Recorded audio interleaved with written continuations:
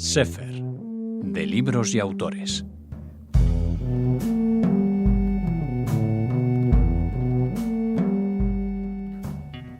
Tenemos la alegría de recibir en Radio Sefarat a Corradino Vega. Bienvenido. Hola, buenas tardes. Gracias. Gracias a ti, Corradino. Es el autor de La noche más profunda, un libro que nos traslada a la vida y la obra de Mijael Sebastián, un escritor, un judío, al que le toca vivir quizá una de las situaciones más terribles, si se tiene un alma sensible, ¿no? Que es el abandono de los amigos por las ideas políticas, ¿no, Corradino? Sí, Mijail Sebastián vivió en esa zona de Europa tan maltratada por la historia con mayúscula, ¿no? Y además por su condición de judío, una condición impuesta, externa, como él decía, pues se ve al rechazo y a que sus mejores amigos intelectuales de la talla de Mircea Eliade, Cioran o su maestro, el filósofo Nay Ionesco, pues le acabaron dando la espalda. Eso yo creo que para Sebastián es un golpe del que no se llega a recuperar nunca, pero que en un principio para él era algo inconcebible, que se le pudiese negar el afecto o el cariño por su condición de judío, que él ni siquiera podía comprender que eso fuese una condición, por así decirlo. Él, el escritor, mantiene una serie de diarios en los que queda reflejada esa angustia, esos momentos terribles que le tocan vivir. ¿Y tú vienes a completar esos diarios o cuál es la intención de La noche más profunda? Sí, la lectura de sus diarios fue la que me dijo a mí que de alguna forma había que completar algunas lagunas y de intentar explorar todo aquello que no llegó a los diarios, pero indudablemente los diarios son la materia prima, la fuente primordial a la hora de escribir la novela. Lo que ocurre es que yo también he intentado hacer una ficcionalización de lo que fueron sus relaciones de amistad con los personajes que he nombrado antes, que en el diario solo están tocados de manera parcial y yo creo que como la ficción llega allí donde no podemos probar con la realidad los hechos que acontecieron, pues me llamó ese tema de alguna forma misteriosa y sentí la necesidad de escribir una novela sobre Mijail Sebastián. Algo que en un principio iba a ser algo de menor cuantía y al final acabó resultando ser toda una novela. Sí. ¿Y qué te une al escritor, a Sebastián? ¿Por qué decides que él sea el protagonista de tu Hombre, novela? sería injusto decir que me siento identificado con él porque él vivió en unas circunstancias históricas atroces que yo no he tenido y espero no tener la ocasión de vivir. Sería algo completamente deplorable por mi parte decirlo, pero desde el respeto, sí es cierto que al leer sus diarios y sus novelas y sus obras de teatro, sus artículos, he sentido una especie de afinidad temperamental, ¿no? Me ha atrapado desde el principio su manera de contemplar el mundo, de reaccionar ante los conflictos afectivos y sociales y políticos y, y he visto ahí una especie de afinidad, si se me permite la expresión espiritual o de temperamento, que fue lo que me hizo escribir en determinados momentos sobre el personaje de Sebastián, casi como si estuviese escribiendo de mí mismo, ¿no? Uh-huh. Por eso eliges una tercera persona que puede ser una clarísima primera persona para escribir esta novela. Sí, yo creo que una novela siempre en un principio son muchas novelas posibles y en el proceso de escritura pues se van concretando unas decisiones fundamentales que todo escritor tiene que enfrentar y la primera es el punto de vista. En un tiempo en el que prolifera la llamada autoficción, en la que parece que lo más importante es contar cualquier cosa desde un yo más o menos supuestamente real, a mí no me apetecía, no quería yo incurrir en ese tipo de literatura y yo no tenía por qué aparecer en ningún lado en esta novela. Entonces, casi de una forma natural, entendí que que la tercera persona apoyada en la conciencia de Sebastián era la más idónea para contar esta historia. Un objetivo que yo me planteé íntimamente era que el lector estuviese sumergido rápidamente dentro de la mente de Mijael Sebastián. Efectivamente, como tú dices, es una tercera persona tan apoyada en el personaje que casi llega a convertirse en una primera, sobre todo cuando ya se van mudando los flujos de conciencia y se van mezclando las acciones con los pensamientos del personaje. Sí. Ujú. Explícanos el título. ¿Por qué eliges que sea La noche más profunda? La noche más profunda es un verso o una cita de Friedrich Nietzsche que aparece en la tercera sinfonía de Gustav Mahler. Mijael Sebastián es un melómano, es un gran aficionado, un amante a la música clásica, en eso también coincidimos, y en uno de los momentos de la novela, Sebastián está obligado a hacer una especie de servicio militar Ujú. y para pasar las horas, para pasar el tiempo, intenta evocar melodías y músicas que él ha escuchado en un tiempo en el que sus únicos medios de reproducción musicales eran el gramófono o la asistencia en directo a la Filarmónica o al Ateneo de Bucarest. Entonces, mm, esa sinfonía de Mahler, con esa letra un poco espeluznante de Nietzsche, que además, sacada de su contexto, viene a alertarnos de esa noche más profunda que cayó sobre Europa a finales de los años 30 y principios de los 40, y que en el caso de Mijael Sebastián, como todos los habitantes de esos países, Rumanía, Polonia, Ucrania, fue una doble noche profunda porque primero sufrieron las represalias nazis, por así decirlo, o filofascistas, pero luego pronto también volverían a sufrir la represión soviética, ¿no? Entonces la noche más profunda hace referencia a la época, al amor por la música y también porque Mahler para mí fue una influencia capital a la hora de concebir la estructura de la novela, porque si te das cuenta está dividida la novela en 4 partes Ujú. que yo traté o intenté que se asemejasen a 4 movimientos de una sinfonía, ¿no? Ujú. Y Mahler fue, quizás junto con Shostakovich, el punto de influencia principal. Hablabas de cuando Sebastián tiene que vestirse, transformarse en soldado. Sí, Eh, Justo antes ha tenido un encuentro con Elizabeth, le manda flores, cuando ella quizás es una de las pocas personas que se solidariza con él por su condición de judío perseguido, ¿no? sí. Es, ¿Hay momentos de pequeñas luces en esta noche más profunda?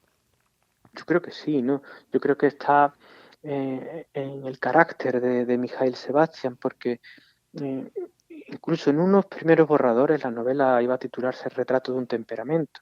A mí lo que me empezó a provocar la necesidad de escribir este libro era explorar el temperamento y el carácter de Sebastián. Y en ese carácter hay momentos, como tú has dicho, de luz, sobre todo de sombra, porque esa hipersensibilidad de Sebastián que le hace escribir obras tan delicadas como Mujeres o El Paseo de las Acacias, está también en su manera de percibir la naturaleza, en su manera de llenarse los pulmones de aire cuando va a la montaña a esquiar a la nieve, cuando va a la costa, va al chic, eh, cuando percibe una melodía de Bach de Mozart y sin embargo 2 horas después puede estar sumido en la más oscura depresión, ¿no? En ese aspecto es esos espíritus sensibles que también son ciclotímicos y que junto con la luz se alternan periodos profundos de sombra. Pero es que a mí la literatura que me gusta, la literatura que yo entiendo o que siento más cercana a mí es aquella que es capaz de reflejar o de transmitir las 2 caras de la moneda, no solo la oscuridad y la desgracia que son palpables y evidentes en el mundo, pero también la alegría de vivir y la luz y todos los motivos por los cuales merece la pena estar aquí en el mundo, ¿no? Corradino, Sebastián es otro ejemplo de esos escritores visionarios bueno, que son plenamente conscientes de lo que está sucediendo, aunque ese odio antisemita le pillara un poco por sorpresa, ¿no? O la intensidad de ese odio. Sí. Lo primero que llama la atención cuando uno empieza a documentarse sobre Mijael Sebastián es la candidez con la cual él empieza a percibir los primeros indicios antisemitas. Él no se lo puede creer. Él piensa que lo peor que le puede ocurrir a un judío son sus propias adversidades interiores, que ahí cae en un esencialismo quizás un poco ya pasado de moda, pero que fue muy, muy frecuentado por los intelectuales de principios del siglo XX, aquí en España, por ejemplo, en la generación del 98, con la idea de España, y que él cree que el judío en sí, por el hecho de serlo, pues sufre más que otro tipo de persona y que ya suficiente tiene que pagar con esa culpa, esa carga, ¿no? Y dice, ¿qué me van a venir a mí con adversidades exteriores si yo ya tengo suficiente con las mías internas, ¿no? Sin embargo, ahí está pecando de inocencia o de candidez, o porque quizás el afecto por sus amigos le impide ver en un primer momento que sus amigos realmente están viando descaradamente hacia el antisemitismo y hacia el fascismo. Pero rápidamente, Sebastián, como tú decías al principio, se convierte en uno de esos raros escritores que son conscientes de lo que está pasando delante de sus ojos en el mismo instante en el que sucede. Porque es muy fácil juzgar o hablar de cosas retrospectivamente, ¿no? A toro pasado. Sin embargo, Mijael Sebastián podría aquí incardinarse en la estirpe de escritores como Manuel Chávez Nogales, Albert Camus o Vasily Grossman, que tuvieron la valentía de decir claramente lo que estaba sucediendo sin casarse con los unos ni con los otros y creándose enemigos a un lado y a otro. Y eso a lo único que te condena es a la soledad. La soledad de este escritor con el que seguro que coincides en esa frase que afirmaba que los judíos de esa época de entreguerras eran los únicos verdaderamente europeos, ¿no? Antes de que comenzaran las luchas que tienen que ver con los nacionalismos. No sé si se puede establecer una especie de paralelismo con lo que estamos viviendo ahora. Te habrán hecho esta pregunta 1000 veces, Corradino, pero me parece que es interesante porque es otra manera de aproximarse al libro, ¿no? También situarnos en esa Bucarest de esos momentos en los que las lealtades se cambian rápidamente, los nacionalismos muestran su peor cara. Sí, es cierto que la contribución cultural de los judíos, tanto en Europa como justo después de la Segunda Guerra Mundial en Estados Unidos, ha sido de una importancia vital, ¿no? Acaba de publicar también Galaxia Gutenberg un libro estupendo de Diego Moldes, ¿no? Cuando Einstein encontró a Kafka, ¿no? Que lo prueba, ¿no?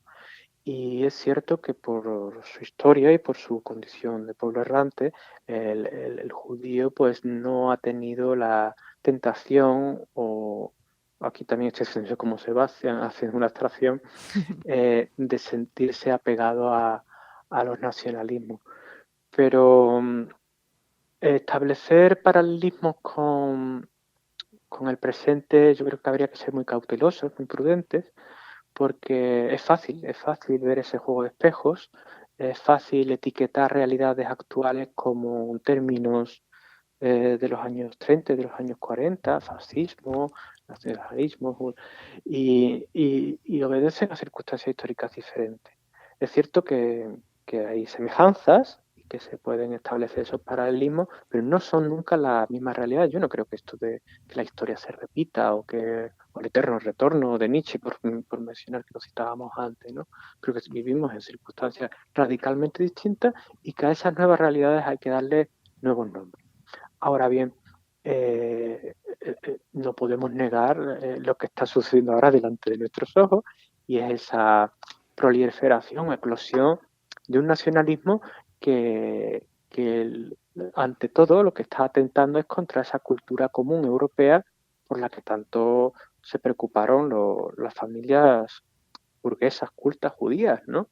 Y esa cultura europea común sobre la que, por ejemplo, uno de los grandes defensores de esa cultura es Joseph Roth, que fue uno de los más visionarios porque fue uno de los primeros escritores en lengua alemana que decidió voluntariamente exiliarse cuando Adolf Hitler accedió al poder. Y él decía que todo nacionalismo era una barbarie en contra de la cultura europea y que él se consideraba europeo, ¿no? Y era un atentado contra la cultura de Bach, de Beethoven, de Thomas Mann, pero ya sabemos que algunos gerifaltes nazis escuchaban cuartetos de Schubert u óperas de Wagner justo antes de pulsar el botón del gas de las cámaras, ¿no? Una cosa tremenda y horrible. ¿Por qué eliges terminar con la carta de Mircea Eliade? Tu novela. Porque el que ha pasado a la posteridad ha sido Eliade. Y Eliade jamás se arrepintió. Se arrepintió de las posturas que había tenido en los años 40 en su, no filtreo, sino participación directa con un movimiento como asesino y paramilitar como fue la Guardia de Hierro, ultranacionalista, antisemita y filofascista, ¿no? A diferencia de Cioran tímidamente se arrepintió, pero como él era un nihilista, pues Cioran no quería hablar del tema. Eliade, por contra, no hizo ninguna retractación pública de su juventud y de sus posturas políticas. Y entonces, después de toda una novela focalizada en la conciencia de Sebastián, me pareció una ironía del destino, otro absurdo más, como el que acaba con la vida del pobre Mijail, darle la voz a quien públicamente tuvo la voz después de todo lo que pasó. Es decir, que Eliade en ningún momento sufre ni la enésima parte de las penalidades que sufre Sebastián. Él desde un principio estuvo a buen recaudo. Y no se arrepiente tampoco, o no confiesa su traición a la amistad de Sebastián, ¿no? Que eso es también doloroso. Hay que contraponer los diarios de Mijail Sebastián con los de Mircea Eliade. Y cuando uno ya ha leído la obra de ambos y ha cotejado las mismas fechas y las mismas entradas, los mismos meses, los mismos hechos, es alucinante cómo dos puntos de vista pueden ser tan distintos sobre unos mismos hechos. Y la verdad es que las memorias escritas por Mircea Eliade son un poco mezquinas en ese aspecto. La visión que él da de su relación de amistad y amorosa con Nina Mares y con Mijail Sebastián, cuando ya uno ha buceado en el asunto y lee esas memorias de Eliade, llegas al bochorno, ¿no? Total. Una cosa que te quedas un poco patidifuso, ¿no? Enternece la muerte la manera de morir del escritor, del poeta, ¿no? Eso es de esas cosas que dice uno del absurdo, ¿no? Total. En un día absurdo, feliz, ¿no? Después de tantos días horribles. Es que se supone, en la novela en realidad es que transcurre temporalmente en un par de horas, sí. un par de horas, ¿no? Él está esperando un tranvía para poder ir a la universidad porque ha sido restituido, comienza una nueva vida, aunque él no las tiene todas consigo, porque ya le ha visto las orejas al lobo, ya sabe lo que el poder soviético se está trayendo entre manos, ¿no? Pero bueno, él, como dice en otra parte de los diarios, él le debe a los soviéticos la libertad. Y ahora acaba de ser restituido, ha sido nombrado de profesor de literatura en la nueva Universidad Popular de Bucarest. Va entre incrédulo y esperanzado a dar su primera clase y por un absurdo accidente que pues acaba atropellado, ¿no? También hay un misterio si realmente fue o no un accidente. Yo creo que tampoco habrá que especular nada al respecto, pero sí, pues después de pasar todas esas penalidades, bombardeos, los pogromos, las leyes antisemitas, el que se había llevado media guerra diciendo yo tengo que contar esto cuando termine. Una vez que termine la guerra, él se da cuenta que quizás no moralmente no está legitimado para ser esa voz de la memoria que sus amigos le piden que sea, pues acaba encontrando la muerte en un acto banal y ridículo que le pone más absurdo todavía a la historia. Sí. Te agradecemos muchísimo que nos hayas contado un poquito de La noche más profunda. Te felicitamos por el libro y esperamos haber animado a nuestros oyentes a que lo lean y descubran mejor ese retrato de un temperamento que haces, el retrato de Mijaíl Sebastián. Muchas gracias, Corradino. Pues muchísimas gracias a vosotros, de verdad.